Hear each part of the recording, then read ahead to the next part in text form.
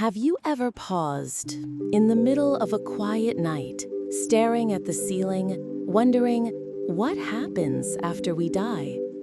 Why does the thought of death unsettle us so deeply? Today, we're diving into one of the most ancient and persistent questions in human history. Why do we fear death, and what can philosophy teach us about that fear? Our fear of death isn't just about the unknown, it's layered. For some, it's the fear of ceasing to exist, the end of consciousness, a void of nothingness. For others, it's the fear of unfinished stories, the projects not completed, the words not said, the dreams unrealized. Philosopher Epicurus argued over 2,000 years ago that death is nothing to be feared.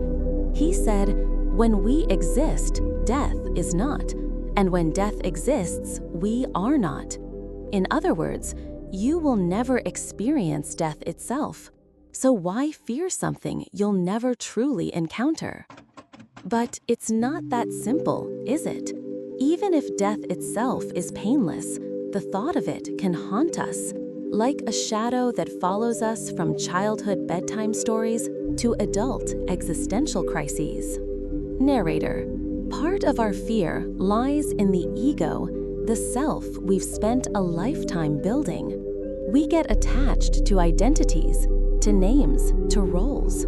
But all of these, philosophy tells us, are impermanent.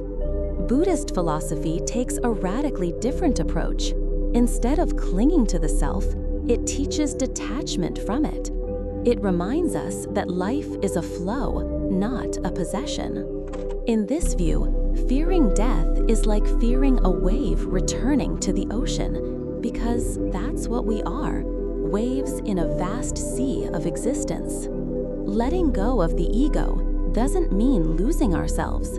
It means understanding that we were never as separate as we thought. Narrator, the fear of death can either paralyze us or push us to live more fully. Martin Heidegger, a 20th century philosopher, believed that death gives life urgency. He called it being toward death, the idea that acknowledging our mortality awakens us. We stop drifting and start living intentionally. So maybe the fear isn't a flaw. Maybe it's a compass. Instead of running from it, we can learn from it. We can let it